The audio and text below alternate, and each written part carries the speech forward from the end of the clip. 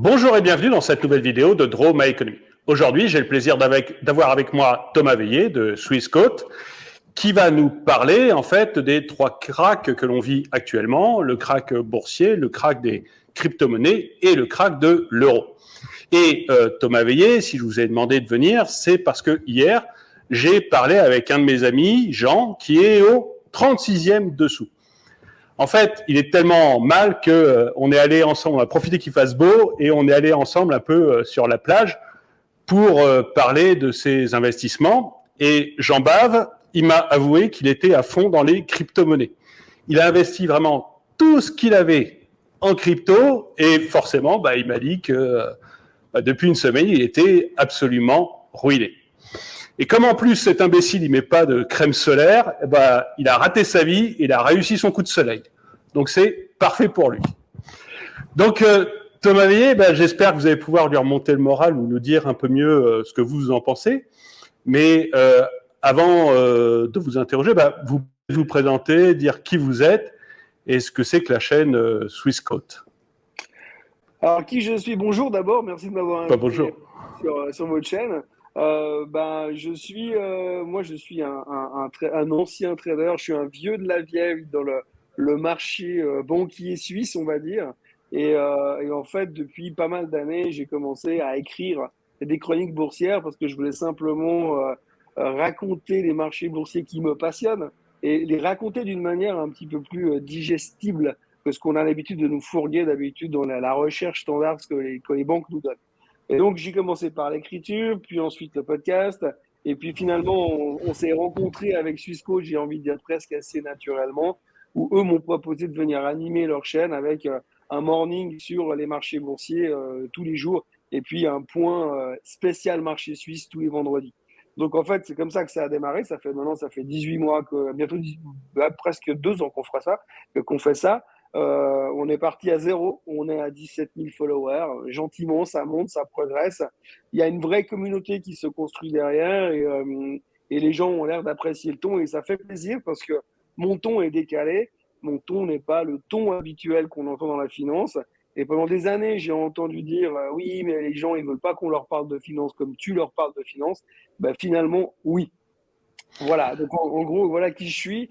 Et je fais ça depuis, j'ai commencé dans la banque en 1987. Donc, je vous laisse faire le calcul. Ça fait un moment que je suis là. Oui, et c'est vrai que le Morning Bull qu'on a tous les matins sur votre chaîne, qui sort, je crois, vers 7h30, 8h, c'est plutôt marrant, c'est plutôt un ton rigolo, et même si on n'est pas... moi, je ne suis pas trader, je ne trade pas tous les jours, mais je regarde quand même avec plaisir cette petite chronique d'une dizaine de minutes, parce que c'est plutôt marrant et que ça explique bien la façon dont se passent les marchés et les interrogations qu'on peut avoir quand un tweet d'Elon Musk fait exploser le marché dans un sens ou dans l'autre, quoi. Absolument, absolument. Donc c'est plutôt bien fichu. Donc Merci. Si on est là, c'est de rien.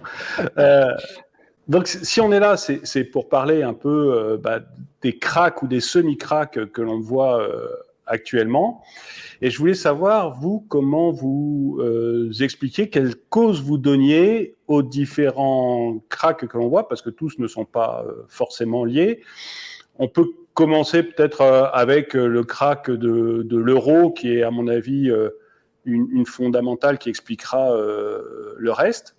Alors, pour ceux qui ne suivent pas, on voit que l'euro, il a baissé énormément par rapport au dollar, c'est-à-dire qu'on est au plus bas par rapport au dollar depuis janvier 2003, c'est quand même une grosse baisse. L'euro, il a été créé qu'en 2000, donc c'est une énorme baisse. Mais qu'il n'y a pas que par rapport au dollar. Par exemple, on avait notre ministre de l'économie français qui disait qu'on allait faire rendre gorge à l'économie russe et qu'on allait écrabouiller les Russes. Et quand on compare l'euro au rouble, par exemple, on est au plus bas depuis 2017-2018. Donc, même par rapport à des monnaies que l'on attaque volontairement comme le rouble, on s'aperçoit qu'on a un euro qui ne tient pas du tout la route, quoi, et qui s'écroule petit à petit. Donc, qu'est-ce que vous en pensez, vous, de ça? Quelle cause? Alors, déjà, je pense qu'il y a une cause, à mon avis, qui est, je vais pas dire évidente, mais je pense que l'aspect instabilité géopolitique qu'on a aujourd'hui en Europe fait aussi que les gens ont tendance à plus vouloir trop forcément se concentrer sur ce type de monnaie. Il y a aussi un chambardement énorme au niveau inflation qui fait que ça déséquilibre aussi par rapport au dollar, que les Américains sont en train de défendre leur monnaie. Donc forcément, quand on défend le dollar, on met la pression sur l'euro. La guerre en Ukraine fait qu'il y a une instabilité, une peur généralisée qui fait qu'il y a aussi probablement un déséquilibre là derrière. Mais c'est toujours extrêmement difficile de parler crack boursier sur les monnaies, déjà parce que les monnaies sont une entité tellement particulière en elles-mêmes, puisqu'elles sont simplement la représentation d'une économie ou d'un gouvernement, qui fait que parfois il y a des flux qu'on n'a pas toujours la capacité de comprendre en tant qu'investisseur de base, et qui fait que ça crée des distorsions par moment. Et voilà, moi je pense que pour moi, il y a une chose claire et nette. Aujourd'hui, on est dans un monde particulier qui est en train de se construire ou de déconstruire, je ne sais pas comment on doit appeler ça, mais il faut qu'aujourd'hui, on rééquilibre tout ça et qu'on comprenne comment tout cela fonctionne. Mais aujourd'hui, on a peur, il y a une instabilité, on ne sait pas comment va réagir la Russie aujourd'hui, si on parle uniquement militairement parlant. On ne sait pas comment va évoluer la suite du conflit. On ne sait pas comment Monsieur Poutine va interpréter l'entrée de la Finlande et de la Suède dans l'OTAN. Donc tout ça fait que finalement, l'euro est peut-être pas forcément la monnaie où on aurait plus envie d'aller se poser aujourd'hui. Instinctivement, moi, j'irais plutôt sur le dollar parce que les Américains ont un coup d'avance au niveau de la lutte contre l'inflation. Et ça, c'est un grand débat, puisqu'on en débat beaucoup ces derniers temps en disant, mais est-ce que finalement, aujourd'hui, les Américains n'ont pas un temps de retard pour la lutte contre l'inflation? On peut dire que oui, apparemment, un petit temps de retard. Mais quand on regarde les Européens, ils ont un gros temps de retard. Donc, du coup, ça va être beaucoup plus compliqué par la suite. Et il y a des chances que l'économie européenne, comme à chaque crise, en fait, comme à chaque crise, chaque fois qu'on a eu des crises depuis ces 30 dernières années, les Américains s'effondrent, l'Europe s'effondre, et les Américains remontent très vite, et l'Europe met des années à récupérer le niveau. Et donc, je crois qu'il y a peut-être simplement des effets qui tournent autour de tout ça et cette instabilité globale de la région pour l'instant. Oui, puis le fait qu'on n'a pas augmenté du tout les taux d'intérêt en Europe, on parle de les augmenter en juillet. Moi, je trouve ça surréaliste d'attendre juillet. J'ai fait une vidéo cette semaine là-dessus. C'est que bon, c'est bien de les augmenter. Enfin, Christine Lagarde voit qu'on a une inflation qui va durer. Elle ne voit pas encore la stagflation, mais elle voit l'inflation, c'est déjà bien. Mais si on voit l'inflation, pourquoi on n'augmente pas tout de suite les taux d'intérêt? Alors que la Fed, justement, est en train de dire on aurait dû le faire il y a 6 mois, on a trop attendu. Aujourd'hui, Christine Lagarde nous dit non, effectivement, on aurait peut-être dû le faire, mais on va continuer à attendre un peu. C'est surprenant. Hein, c'est effectivement surprenant, mais en fait, il faut aussi se mettre à la place, je pense, de ces banquiers centraux, de ces pauvres banquiers centraux, parce que finalement, ils sont dans une situation que je voudrais pour rien au monde, puisque finalement, s'ils montent les taux trop tôt et qu'ils plantent une économie qui est en train de redémarrer, ce qui est le cas, ce qu'on essaie de relancer depuis le début du Covid, finalement, on a commencé à avoir des signes comme quoi l'économie repart, mais si on monte les taux trop vite, on freine l'économie. Et donc, du coup, on fait caler l'économie. Et le problème de faire caler l'économie là derrière, c'est que du coup, on va se retrouver de nouveau en récession et ça va être un gros problème. Donc, du coup, il ne faut pas monter les taux trop tôt, mais il ne faut pas non plus monter les taux trop tard parce que si on a une inflation qu'on laisse partir comme l'ont fait la Fed, pour la rattraper derrière et la freiner, ça va être très compliqué. Donc, c'est pas une science exacte et c'est du fine tuning, comme on dit en anglais. Et c'est très difficile d'aller faire de la chirurgie à ce niveau-là aussi précisément. Donc, ils sont tous en train d'essayer de trouver le bon moment. Maintenant, il est clair que les Américains ont du retard, donc les Européens, évidemment, ils devront en avoir encore plus. Et c'est vrai qu'on a l'impression qu'il y a une espèce d'inertie et de lenteur dans les réactions de la Banque Centrale Européenne qui est quasiment incompréhensible à l'heure actuelle. Mais de nouveau, c'est l'Europe, c'est un groupe de pays, c'est une manière de gérer finalement la politique et l'économie qui est un peu différente de ce que font les Américains. Et encore une fois, comme je le disais, les réactions économiques de ces deux économies que je suis attentivement depuis longtemps, elles sont complètement différentes. On a vraiment l'impression que nous, on dit on est le vieux continent en Europe. Et oui, c'est vraiment le cas. On est un vieux continent. Les Américains sont beaucoup plus modernes, beaucoup plus réactifs, beaucoup plus dynamiques, beaucoup plus aptes à lutter et à redémarrer dans les économies difficiles. Mais du coup, si les taux d'intérêt sont plus élevés aux États-Unis qu'en Europe, est-ce que ça risque pas justement de créer un départ des investissements vers les États-Unis? Parce que pour le dire schématiquement, et je ne suis pas un spécialiste, mais pour le dire schématiquement, si aux États-Unis, on me propose du 3% de taux d'intérêt et en Europe, on me propose du 1,5, eh ben, je vais avoir tendance à aller placer mon argent aux États-Unis pour toucher 3%. Alors, moi, peut-être pas, parce que j'ai pas assez d'argent pour faire ce genre de choses, mais ceux qui en ont énormément à placer vont probablement faire ce genre de choses, non? Évidemment, c'est logique. C'est de nouveau aussi, c'est une espèce de lutte permanente entre les États-Unis et l'Europe, parce que quand on a un dollar fort, les gens ont tendance à vouloir bouger là-bas. Quand les taux sont en notre faveur, bah, ça fait le même effet. Donc forcément, il y a des mouvements de capitaux qui vont s'accentuer. C'est pour ça que l'Europe va devoir de toute façon rattraper le retard.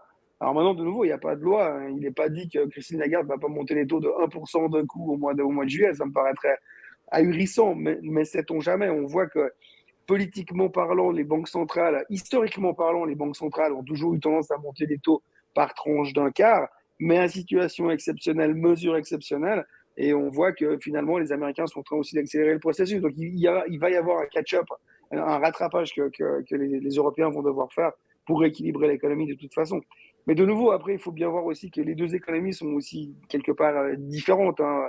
La masse de technologie, de sociétés technologiques qu'on a aux États-Unis n'est pas la même que ce qu'on va trouver en Europe. Donc, il y a aussi des investissements qui sont pas pareils. Mais c'est vrai qu'aujourd'hui, pour quelqu'un qui est mobile dans ses capitaux, qui peut se permettre de passer de l'euro au dollar, ça peut être intéressant. Par contre, vu la performance de l'or ces derniers temps, il y a aussi un risque parallèle qui fait que si vous déplacez aujourd'hui qu'un euro faible, vos euros en dollars, et puis que derrière vous jouez le différentiel de taux, c'est bien, mais si derrière le dollar, il commence à corriger et l'euro rattrape, finalement, à la fin, ça va pas être une opération très success factor, très réussie, en fait. Ouais, ouais. Et on va finir par tous se mettre en franc-suisse pour être tranquille, en fait. Bah oui, c'est l'éternelle valeur refuge, bien sûr. Ouais. Alors, donc pour les monnaies, pour les mouvements de monnaie, on voit un peu les causes. Pour les bourses, en fait, est-ce qu'on a des causes qui sont différentes? Pourquoi actuellement on voit des énormes chutes comme on a pu le voir la semaine dernière ou en début de cette semaine et des petits rattrapages, etc. Quelles sont les causes qui font que finalement on est sur des choses aussi volatiles qui, à mon avis, vont plutôt vers la chute globale et rapide? Mais ça, c'est peut-être pas votre avis, mais quelles sont les causes déjà?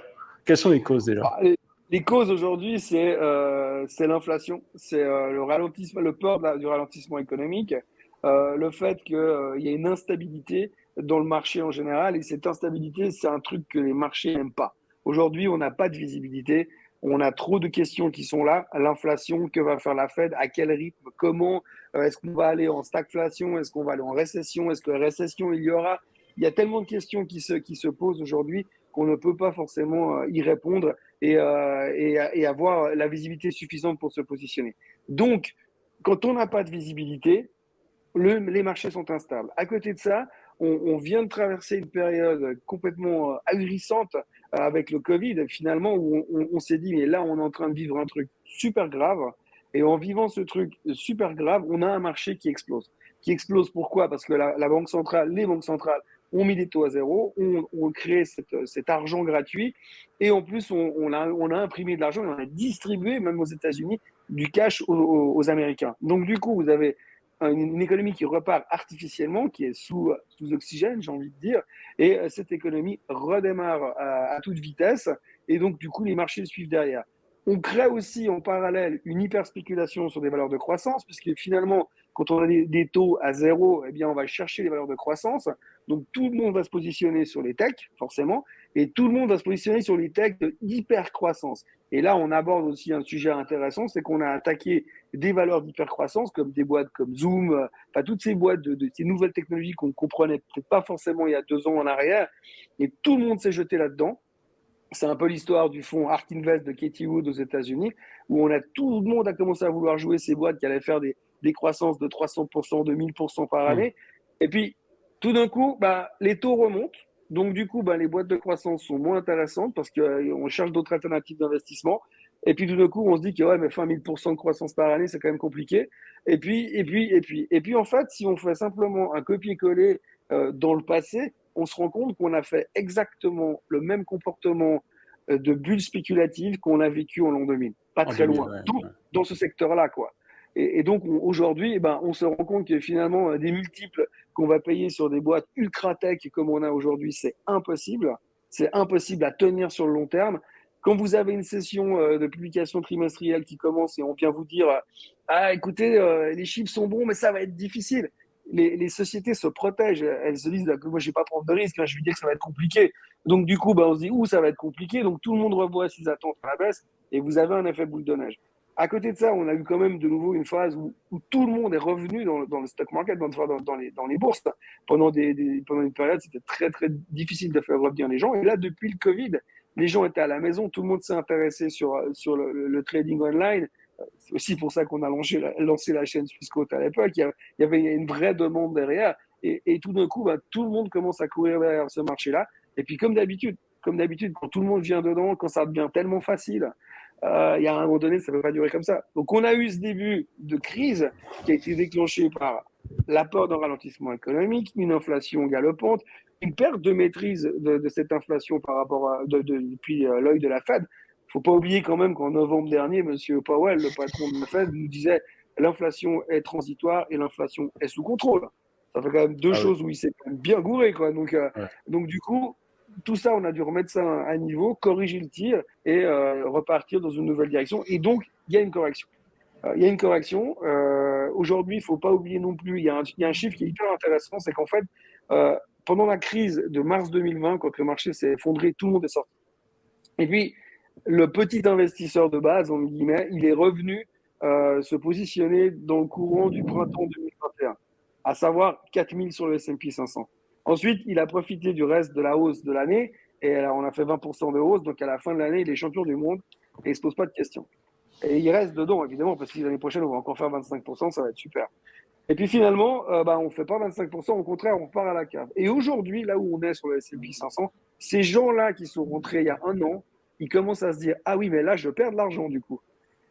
Donc, du coup, il y a aussi un stress qui est en train de rentrer dedans, qui est ces espèces de scène de panique. Et il y a aussi un truc aujourd'hui qu'il ne faut pas oublier, c'est que les cycles boursiers, la vitesse à laquelle les décisions se prennent, se sont extrêmement raccourcis.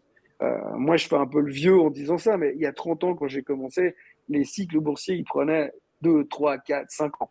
Aujourd'hui, c'est une année, 6 mois, bam, bam, c'est corrigé. Quand il y a une correction qui se déclenche, vous avez tous les systèmes électroniques, tous les algos, tout le monde qui sort en même temps. On a un nettoyage par le vide et on repart derrière. C'est toujours un peu la même problématique et la même situation. Et donc, on retrouve ce genre de similitude dans tous les crashs boursiers qu'on a eu ces dernières années. Maintenant, il faut quand même faire attention à une chose. C'est qu'on parle de crash, un crash boursier ou un bear market, comme on dit, c'est aussi une amplitude de correction. Aujourd'hui, sur le S&P 500 aux États-Unis, on est à moins 16% annualisé depuis le début de l'année. Moins 16%. Moins 16%, c'est même pas un bear market, c'est une correction. Le Nasdaq est à moins 23, donc ça, c'est déjà un bear market sur le Nasdaq. Donc, le crash, c'est toujours difficile de dire c'est quoi un crash. Un crash, c'est 20% de baisse rapide, rapide et violent. Là, aujourd'hui, j'ai envie de dire, c'est une baisse longue et douloureuse, qui est même plus douloureuse qu'un crash, parce que finalement, un crash, si en 3 jours, on perd 25%, bon, ça fait mal, mais au moins, on sait que c'est nettoyé. Là, on ne sait pas du tout si c'est nettoyé. À mon avis, ce n'est pas nettoyé du tout. D'ailleurs, ce matin, la vidéo de ce mercredi matin, j'ai fait, c'était sur les différentes étapes, en fait, finalement, de l'acceptation du bear market. Et pour l'instant, on n'a pas du tout encore fini notre acceptation. Donc, on est encore dans une phase de nettoyage et de correction. Et d'ailleurs, ce qui m'inquiète le plus aujourd'hui, c'est qu'on est beaucoup trop confiant. Il y a encore beaucoup trop de gens qui sont là, qui disent « Oui, mais ça corrige, moi, de toute façon, j'ai l'habitude et puis j'attends que ça remonte. » Sauf qu'en général, si on est vraiment dans une période de crash, le marché va nous amener à aller jusqu'en bas où on va arriver au stade où on va dire « Je ne veux plus jamais faire de bourse de ma vie. » Oui, moi je me souviens, d'une de vos chroniques, la semaine dernière, en fin de semaine dernière, je ne me rappelle plus laquelle, vous parliez notamment, par exemple, d'une valeur. Je ne me rappelle plus ce que c'était. C'est peut-être Zoom. Je ne suis pas sûr, mais c'est peut-être Zoom. Où en fait, tout le monde était hyper positif sur la valeur, en disant que ça ne pouvait que monter, que ça allait être merveilleux, etc. Et puis les analystes, petit à petit, les uns après les autres, avaient laissé tomber la valeur. Et puis on est arrivé au moment où le dernier analyste qui supportait cette valeur en disant que c'était vraiment le truc de l'avenir, craquer en voyant que tout le monde avait craqué et que plus personne ne voulait acheter Enfin, j'exagère, mais plus personne n'était positif sur cette valeur, bah lui-même avait dit non, mais finalement, ça marchera jamais, c'est nul, ça vaut plus rien. Et en fait, ce que je veux dire, c'est que j'ai l'impression on peut se retrouver tout à fait avec des choses dans ce genre pour l'ensemble du marché. C'est-à-dire qu'on a les premiers qui s'en vont en disant non, mais on s'est trompé, Netflix ou Tesla, ça vaudra jamais tant que ça. Et puis après, bah, comme l'entreprise arrête de grimper de manière aussi forte qu'on avait l'habitude, bah, les autres disent bon, bah, finalement, on n'est pas sûr, puis on laisse tomber. Et puis au bout d'un moment, tout le monde laisse tomber et on a ce que je décris très souvent sur cette chaîne en parlant des marchés, quel que soit le marché d'ailleurs. D'abord, il grimpe très fort et puis il atteint un plateau et une fois qu'il est sur ce plateau, bah, il se met à baisser. Et moi, c'est un peu l'impression que ça me donne actuellement, notamment sur les valeurs techno qui ont été beaucoup trop surestimées. Alors, effectivement, ouais, je pense que vous avez raison. Les valeurs techno ont été surestimées. Alors, ouais, je pense qu'aujourd'hui, il faut faire la dissociation entre les valeurs techno et les valeurs de ce qu'on va dire d'hypercroissance. Quand on parle d'une boîte comme, je prends un exemple, moi, qui m'a toujours halluciné, c'est DoorDash. DoorDash, c'est de la livraison à domicile. C'est comme Deliveroo en France, quoi. Cette daube, parce qu'il n'y a pas d'autre terme, ça vaut des milliards de capitaux boursières pour des mecs qui se déplacent en vélo à travers la ville avec un sac à dos pour livrer de la bouffe tiède dans des boîtes en carton, quoi. C'est pas ma vision du fun de la gastronomie. Et qu'on puisse s'emballer sur ce type de valeur, on se dit, ah, ça va être la révolution. Perso, pendant une phase de Covid, je peux comprendre que les gens se fassent livrer à domicile. Mais du moment où on sort, moi, je suis au resto 4 fois par semaine. Hein, je veux dire, c'est ma priorité, quelque part. Donc, et je peux pas comprendre qu'on puisse se dire que c'est un vrai business pérenne dans le long terme. Maintenant, si on boîtes techno, Apple, Microsoft, qui sont des mammouths de la technologie, qui sont même plus des boîtes tech, mais ça reste de la tech fondamentale. Quand on voit les sources de revenus, quand on voit les manières, les entrées de cash de différents angles et de construit, c'est une perception différente. Je pense qu'il faut juste bien faire la dissociation par rapport à ça. Ce qu'on a vécu, et moi je pense que c'est important de faire le parallèle par rapport au passé, parce que, en fait, moi je dis toujours dans mes vidéos qu'on a une mémoire. Donc, à chaque fois qu'on a fait un tour de bocal, on a oublié ce qui s'est passé la semaine dernière.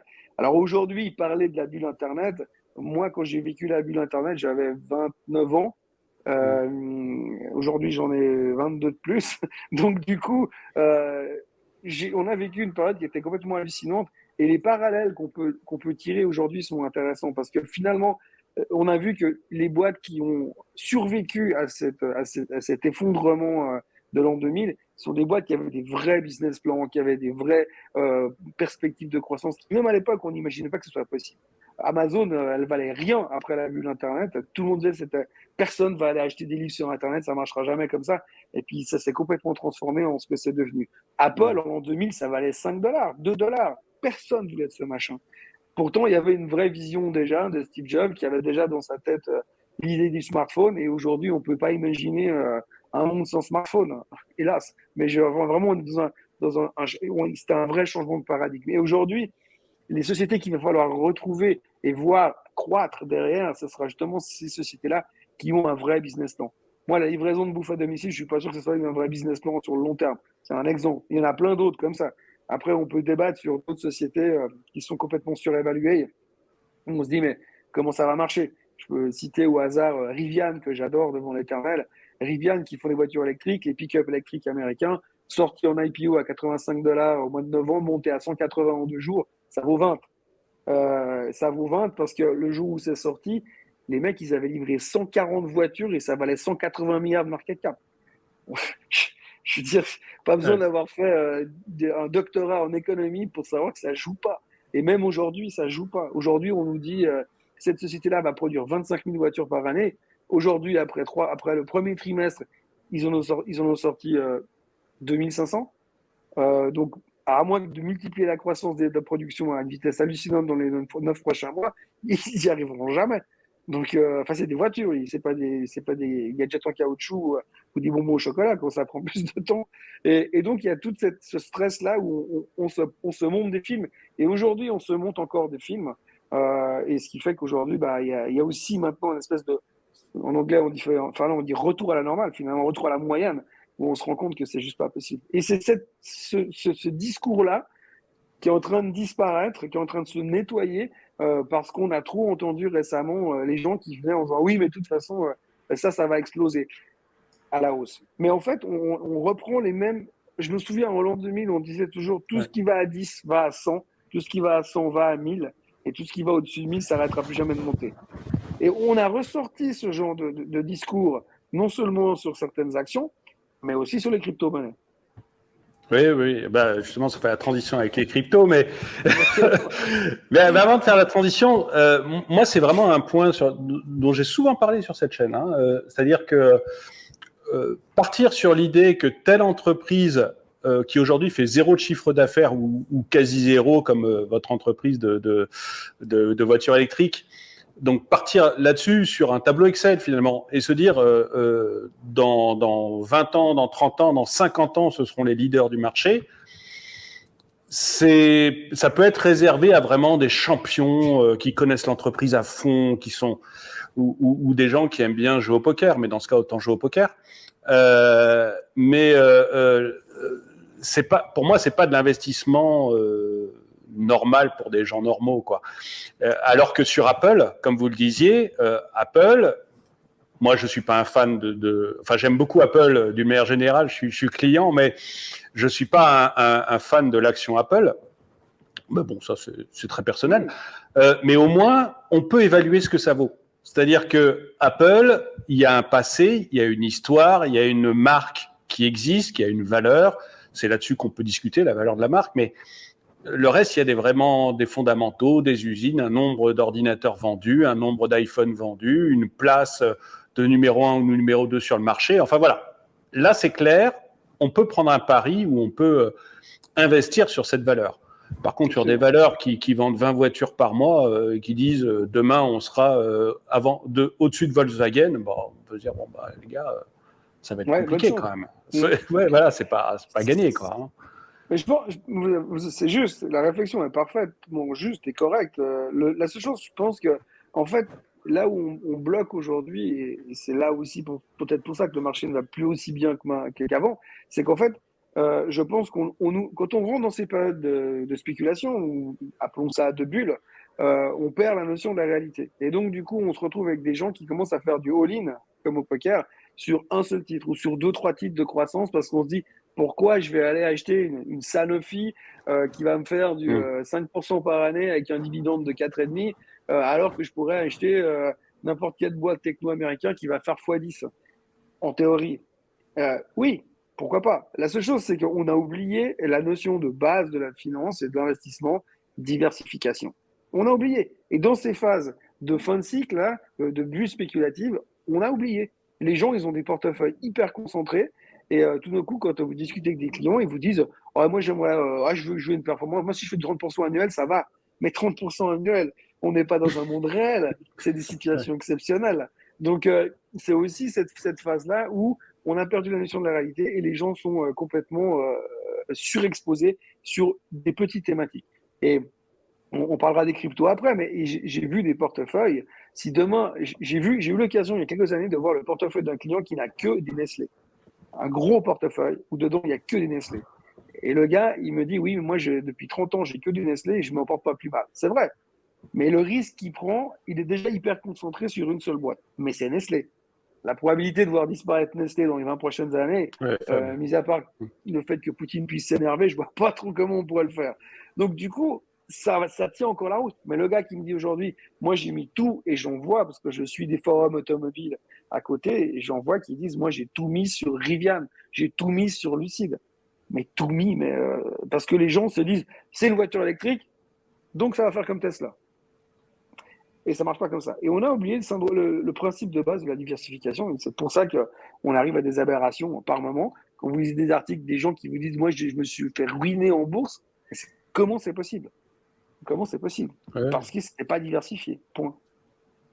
Oui, tout à fait. Oui. Puis qu'ils investissent massivement sur des choses peu sûres. Voilà, Nestlé, c'est relativement certain. Il n'y a pas beaucoup de risques. Ça ne rapportera pas beaucoup, mais risque est quand même très faible. Pour se dire, une action, c'est quand même très risqué, mais enfin, une seule boîte, c'est quand même très risqué, mais c'est contrôlé.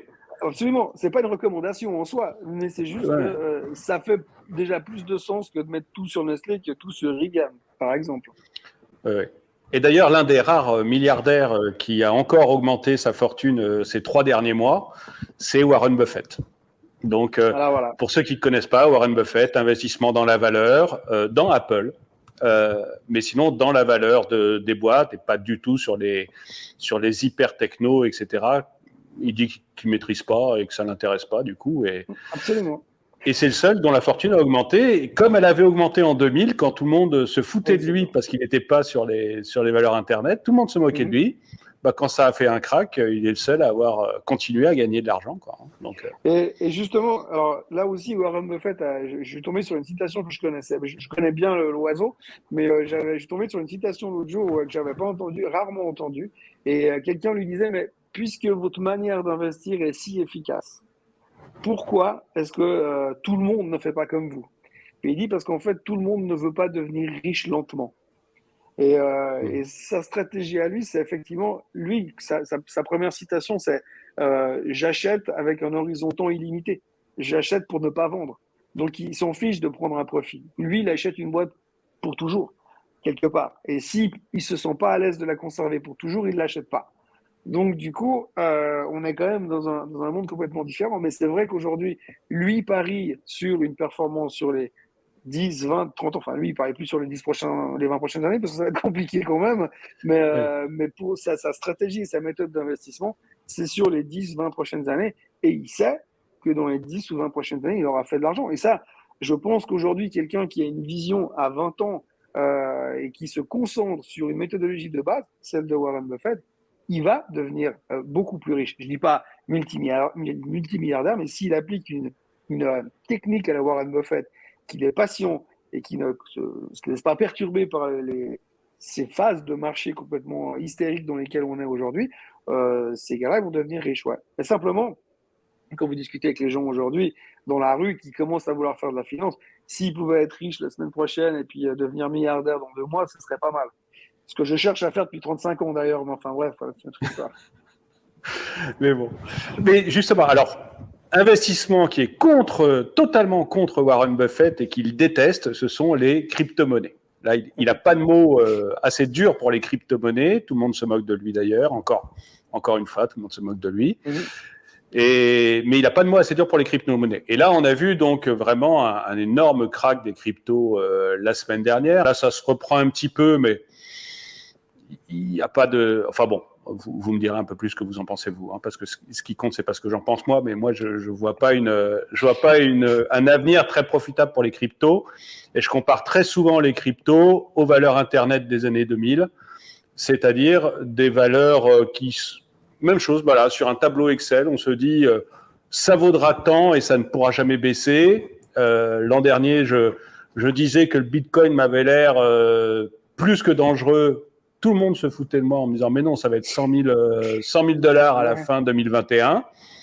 Bon, bah ça n'a pas fait ça. Et donc les cryptos, pour moi, c'est la même chose, c'est-à-dire qu'on va avoir quelques cryptos qui vont. Il y a une base qui est bien, la blockchain, etc. Une bonne base, mais il y aura que quelques cryptos qui s'en sortiront. Et la plupart d'entre elles s'écrouleront et disparaîtront. En tout cas, c'est ce que moi j'en pense. Et on n'est pas capable de dire aujourd'hui lesquelles survivront. Comme dans les années 2000, on n'était pas du tout capable de dire quelle valeur Internet allait s'en sortir et lesquelles allaient complètement disparaître. Donc voilà moi le parallèle que j'en fais. Mais je vous laisse nous dire vous ce que vous en pensez des crypto-monnaies et de la baisse qu'on a eue récemment. Absolument, le parallèle, il est effectivement facilement trouvé, mais le parallèle, il n'est pas forcément trouvé par rapport au fait que c'est comme des titres Internet, c'est une bulle spéculative, comme une bulle spéculative. Si on prend toute l'histoire des bulles spéculatives de ces 250 dernières années, c'est pareil. L'exemple de base, la première bulle historique des tulipes, les gens, ils payaient des fortunes pour acheter des bulles de tulipes, quoi. C'est complètement ahurissant. Donc voilà. Donc du coup, là c'est pareil, on est rentré dans une espèce de folie furieuse Et on dit toujours, quand tout d'un coup, sans aucune comment dire, animosité vis-à-vis d'eux, mais on dit toujours que le chauffeur de taxi vous recommande d'acheter un titre, c'est qu'il faut commencer à le vendre, quoi.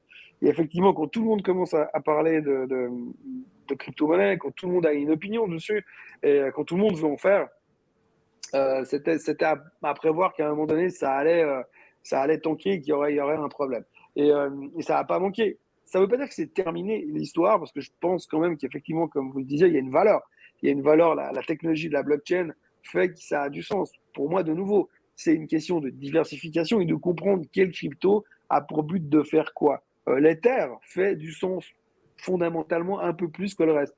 Le Bitcoin, c'est une monnaie, c'est une crypto-monnaie, point. Donc, c'est une manière d'échanger une valeur. Voilà, c'est électronique, c'est rapide, c'est sécurisé, entre guillemets, et il y a un développement qui va se faire là-dessus. Alors, est-ce que c'est le Bitcoin qui va sortir de tout ça? Est-ce que c'est l'Ether qui va sortir de tout ça? Est-ce que c'est un autre truc qu'on ne connaît pas? Une grande question. Le fait est, c'est que ce sera toujours très compliqué parce que, en fait, avoir une monnaie parallèle et non gouvernementale qui se balade là autour, où chacun peut faire ce qu'il veut, c'est toujours un petit peu délicat parce qu'on sait quand même que les gouvernements, ils ont tendance à ne pas super bien apprécier qu'on puisse leur passer par-dessus, quoi. Donc, quand même une composante assez évidente.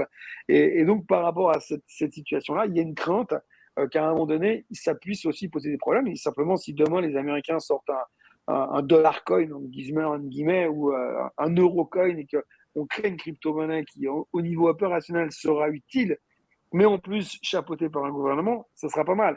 Ce qu'il faut aussi voir, c'est que si le Bitcoin venait à devenir la monnaie centrale mondiale, le jour où on a une crise économique, il ne faudra pas compter sur la Banque centrale pour venir nous sauver les fesses, parce qu'il n'y aura pas de Banque centrale, parce qu'il n'y aura pas de création de monnaie naturelle, on dit, mais enfin, par les banques centrales. Donc, c'est un monde qui est très compliqué, que je ne maîtrise absolument pas, et je pense qu'il faut toujours, en finance, il faut toujours être capable de s'investir là où on comprend. Moi, la crypto, je m'y suis intéressé pour avoir un minimum de feeling, mais tout ce que je vois au niveau finance comportementale de marché, effectivement, c'est la réplication de ce qu'on a déjà vu. Ce qui s'est passé sur le Terra et le Luna il y a une semaine en arrière, qui a déclenché un peu ce dernier sell-off sur le Bitcoin, c'est juste un effet boule de neige, c'est juste un effet sur un produit qui ne pouvait pas baisser. On nous a vendu partout que c'était un stablecoin, que le stablecoin qui était backé par du dollar et du bitcoin, qu'il ne pouvait pas y avoir de problème. Et puis, bah, si, finalement, il peut y avoir du problème. Et là aussi, on entend des gens qui ont tout perdu parce qu'ils avaient 100% de leur argent en Terra. Et puis, on dit, ah, c'est horrible. Mais non, c'est horrible, excusez-moi, mais c'est complètement stupide, quoi. Il n'y a pas d'autre terme. Comment est-ce qu'on peut se retrouver uniquement investi sur un truc? Non. Donc, point barre. Ça, Surtout volatile. surtout volatile et surtout qu'on ne Volatile. comprend pas. J'aimerais bien, moi, il faut montrer, il y a des gens qui comprennent le tissu complet de l'économie crypto-monnaie et qui maîtrisent vraiment le sujet, mais même eux, ils ne savent pas exactement dans quelle direction on va. Alors moi, faut me trouver le nombre de spécialistes crypto que j'ai pu croiser ces derniers temps autour de moi, c'est incroyable.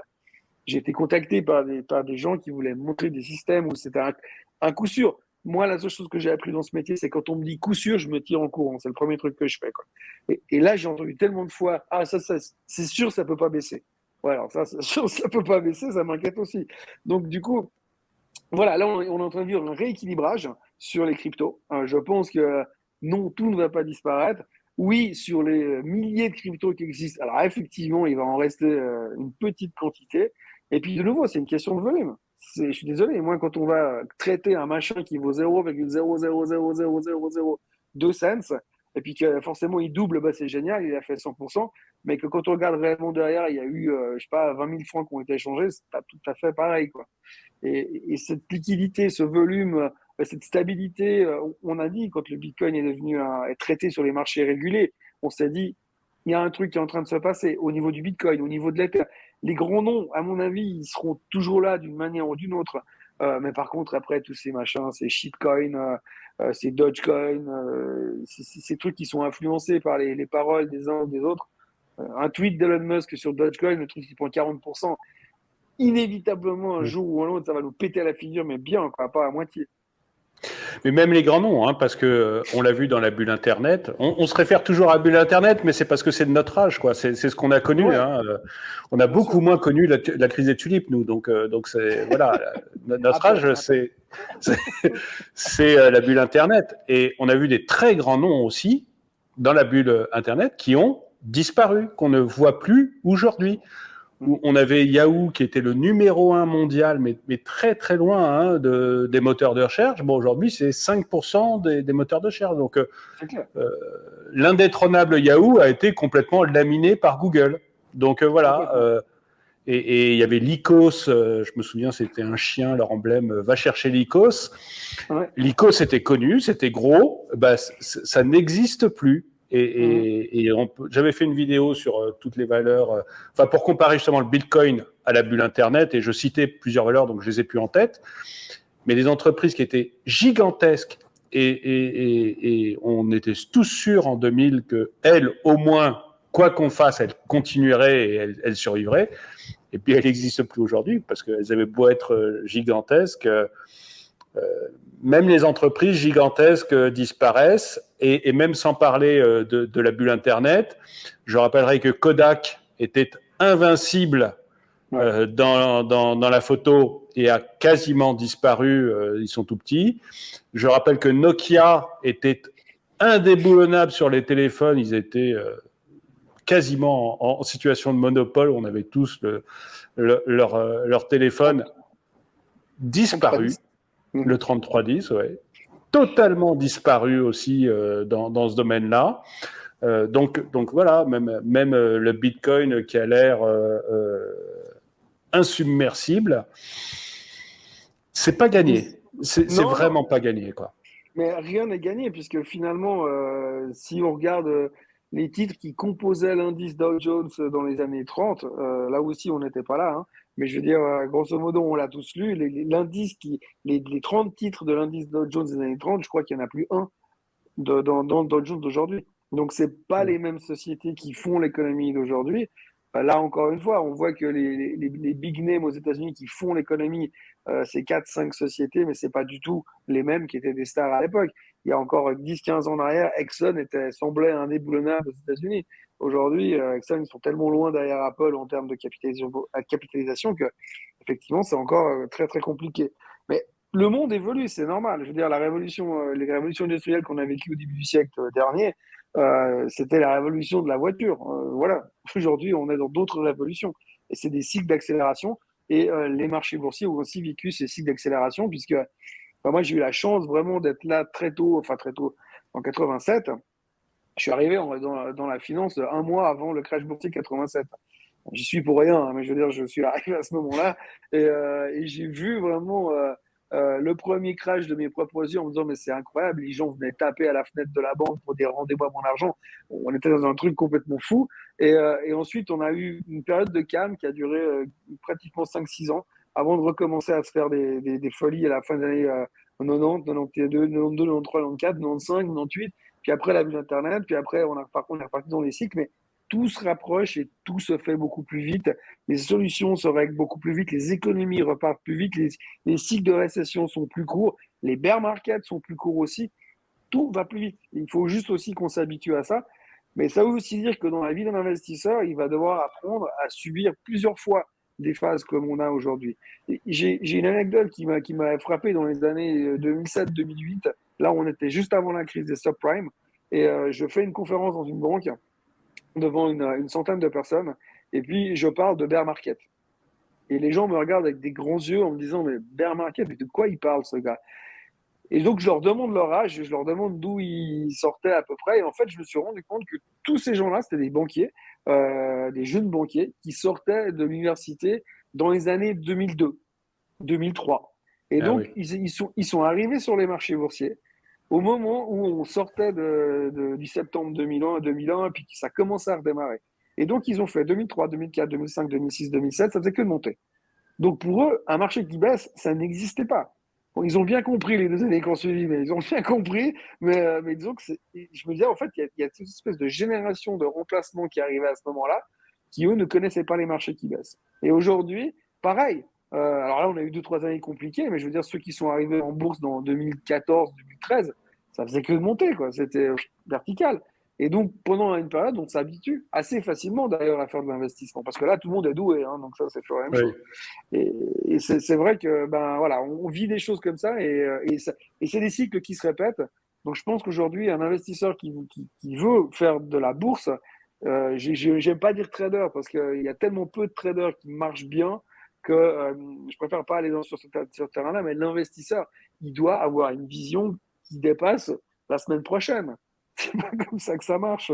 Donc, ça, il va falloir s'habituer. Je pense qu'un jeune qui débarque aujourd'hui, qui dit, moi, je veux faire de la bourse, bah, si tu commences à 20 ans, mon gars, prépare-toi parce que les 30 prochaines années, tu vas t'en prendre des claques. Mais tu auras aussi des belles périodes. Et donc là, sur la période actuelle, on voit que c'est un peu compliqué. Donc, deux questions. D'abord, est-ce que pour vous, on est vraiment en bear market? On voit qu'un bear market, ça dure en moyenne, je crois, 22 ou 24 mois. Mais ce n'est qu'une moyenne. Ça peut durer 3 mois ou ça peut en durer 4 ans, quoi. Donc, c'est compliqué. Mhm. Mais je crois que la moyenne, c'est 22 ou 24 mois. Et qu'il y en a eu un peu plus d'une vingtaine là, sur le siècle qui est passé. Alors, sauf erreur, c'est 289 jours et puis c'est 29 bear market depuis 1910, sauf erreur, un truc comme ça. D'accord. Non, ben, ça doit être Ouais, ça, ça parce bon. que vous êtes Ouais, beaucoup c'est plus pas, spécialiste que moi. Donc, pas très et, important. et, et, mais du coup, est-ce qu'on est en bear market? Et puis, finalement, est-ce que c'est quelque chose qui risque de durer ou est-ce qu'on peut s'attendre à ce que ça soit fini que ce ne soit qu'une péripétie qu'on a passée, en fait? Alors, pour moi, ce n'est qu'une péripétie. Maintenant, est-ce qu'on l'a terminé? Non, je pense pas. D'un point de vue purement technique, on est dans des phases descendantes. On a trop encore d'inconnus pour que ça se nettoie comme ça du jour au lendemain. Perso, je pense que si on pouvait aller encore 10% plus bas, on pourrait dire, OK, peut-être là, on a eu le nettoyage final et qu'on va pouvoir se reconstruire. Un bear market, c'est 20% de correction, de baisse depuis les plus hauts. Donc, comme je disais tout à l'heure, sur le S&P, on est à moins 16 depuis les plus hauts. Sur le Nasdaq, on est à moins 23. Donc le Nasdaq est en bear market, ce qui correspond assez bien à la thématique des titres de croissance qui se sont fait massacrer. Et le S&P qui est beaucoup plus value, beaucoup plus défensif, qui lui n'y est pas encore. Je pense qu'il va y aller. Parce que aux États-Unis, le marché est historiquement assez fort pour aller chercher les points. Ils aiment bien aller, quand on arrive proche des 10 000 sur quelque chose, ils vont les chercher juste parce qu'il faut voir les 10 000 affichés. Et là, j'ai un peu l'impression qu'on va aller rechercher ce point d'entrée de bear market sur le S&P Je, 500. je coupe juste 2 secondes Oui, pour les gens qui connaissent pas et qui pourraient être. Donc le Nasdaq, on est sur des valeurs plutôt technologiques et des valeurs dites de croissance. Et il est relativement resserré, je crois. Il n'y a pas énormément de valeurs sur le Nasdaq. Je ne sais plus combien le de. Nasdaq 100, il y en a 100. C'est 100. Bon, facile. ben voilà. Et le composite, Et, il y a un plus gros. Le composite, il y en a 5000. ah oui, bah ça par contre, effectivement, c'est énorme. Alors que le Standard & Poor's, ça reflète plus l'économie américaine en général, et l'indice, c'est Standard & Poor's 500, donc les 500 plus grosses valeurs américaines. C'est ça, là, je me Bah, trompe pas. absolument. Ouais, c'est ça. C'est ça. Donc voilà, C'est ça. c'était Ouais, juste pour les gens qui ont du mal avec Standard & Poor's, Nasdaq, tout le monde ne sait pas exactement. exactement ce que c'est. Absolument. Mais voilà, je crois qu'en fait, oui, non, alors voilà. En gros, pour moi, on est dans une forme de bear market.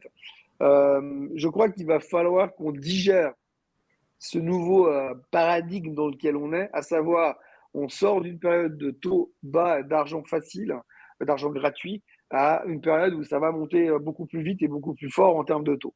Il va falloir ajuster tout ça, il va y avoir des problèmes d'ajustement. Je veux dire, on pense aujourd'hui, on parle simplement de hausse des taux, mais pensons simplement à ceux qui ont des hypothèques qui vont aussi, des dettes hypothécaires qui vont augmenter en termes d'intérêt.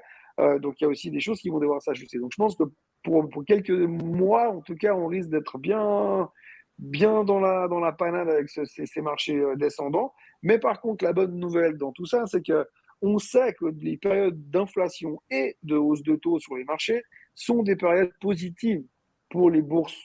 Pas tout de suite, mais il y a un rattrapage qui se fait toujours. C'est les taux bas, les marchés vont relativement bien, les taux montent, les marchés corrigent, les taux continuent de monter et le marché corrige, puis après il rattrape finalement la tendance. Si on regarde dans le passé, à chaque fois on a eu ces courbes d'effondrement de marché pendant que les taux commencent à remonter et ensuite de rattrapage, ce qui fait qu'à terme, le marché va relativement bien. Et si on regarde historiquement les phases de taux, ce ne sont pas des phases de marché négatif. Au début, oui. Mais en fait, de nouveau, comme on a tellement la tête dans le guidon, on n'est même pas capable de se dire, OK, on va juste la jouer profil bas pendant 3-6 mois, et puis on verra plus tard. Après, on pourra repartir. Le marché, il rattrape à quel moment? Au moment où il est rassuré sur l'inflation, parce que les taux montent généralement pour corriger l'inflation. Donc le marché, il attend d'être rassuré sur l'inflation, ou alors c'est pas du tout corrélé, c'est juste Alors, comme ça une non, habitude. mais il attend d'avoir une visibilité, ce qu'on n'a plus aujourd'hui. Donc, c'est un peu la raison pourquoi ça a commencé à baisser. On a perdu notre visibilité parce qu'on ne sait plus du tout. Voilà, on avait un patron de banque centrale qui nous disait l'inflation est sous contrôle et l'inflation est transitoire. Et puis, du coup, ah, oups, non, pas vraiment en fait. Donc, du coup, on se rend compte que la banque centrale ne sait plus où elle va. Donc, du coup, nous non plus. Et donc, on se dit, il faut qu'on retrouve cette confiance. Et ça peut prendre. Si tout d'un coup, là, on voit que l'inflation elle est en train visiblement de piquer aux États-Unis, si tout d'un coup, ça se calme encore le mois prochain, on va pouvoir commencer à se dire, OK, on va pouvoir anticiper une vision un peu plus à moyen terme, à quel moment la Banque centrale va arrêter de monter les taux. Quand on aura un petit peu ce genre de situation, on sera un peu plus calme. Le seul problème, c'est qu'en général, pour que le marché puisse vraiment commencer à repartir, il faut qu'on ait un nettoyage. Il faut qu'on ait des ventes de panique. Et aujourd'hui, on n'a pas de vente de panique. Les gens sont préparés, les gens ont anticipé et ils sont prêts à attendre que ça remonte. Donc, ça peut prendre du temps. Et là, on va arriver dans une période difficile parce qu'on va avoir 2 meetings de la Fed successifs avec des hausses de taux, en tout cas de 0,5% à chaque fois, voire même de 0,75% selon certains qui commencent à déjà en parler. Donc, on va avoir un changement assez brutal parce qu'en l'espace de 4 mois, on sera passé de 0 à pratiquement 2, 2,5 sur les taux américains. On a l'été où les gens ils sont pas trop préoccupés par les marchés financiers. Et dès qu'on revient à la rentrée scolaire, on se tape tous les périodes de crash, septembre et octobre, qu'on déteste historiquement. Donc ça risque d'être un petit peu plus compliqué. Et puis, si on regarde sur les statistiques extrêmement long terme, on sait qu'on dit sell in May and go away, vendez en mai et revenez plus tard. Et revenez plus tard, c'est en novembre. Donc, on peut peut-être se dire aujourd'hui, par rapport au nombre d'inconnus auxquels on fait face, c'est faire de l'investissement, c'est aussi savoir s'asseoir sur ses mains et regarder simplement ce qui est en train de se passer. On n'a aucune obligation d'investir, on n'a aucune obligation de faire du trading tous les jours, on n'a aucune obligation de regarder les marchés tous les jours. Le plus important pour moi dans ce marché, c'est de ne pas écouter trop le bruit du marché. Le nombre excusez-moi du terme, de conneries qu'on entend tous les jours dans les marchés et qui changent du jour au lendemain, ça sert à rien. Si vous regardez CNBC, pour ceux qui parlent anglais, vous regardez CNBC, vous avez un marché qui perd 3%, vous avez tous les gars négatifs qui sont invités sur le plateau. Le lendemain, le marché reprend 5%, vous avez tous les gars positifs qui sont invités sur le plateau. Ils vont avec le vent. C'est tout. C'est qu'il faut savoir aussi prendre des distances. Et du coup, un petit investisseur, un non professionnel, petit investisseur, aujourd'hui, qu'est-ce qu'il faut qu'il fasse? Est-ce qu'il faut qu'il se teigne loin du marché, qu'il investisse en or, ou alors est-ce qu'il faut qu'il y aille à fond, qu'il prenne du Bitcoin, du Dogecoin? Enfin, quel est le conseil de quelqu'un d'avisé au petit investisseur non pro actuellement? Alors, l'or, c'est une question de goût. Moi, j'aime pas ça du tout. C'est un truc qui ne fonctionne plus comme ça a eu fonctionné. L'or, on a toujours dit c'est une valeur refuge. Quand les marchés vont mal, l'or il monte. Ben, regardez ce qui se passe maintenant, ça marche pas du tout. Hein, donc il faut laisser tomber.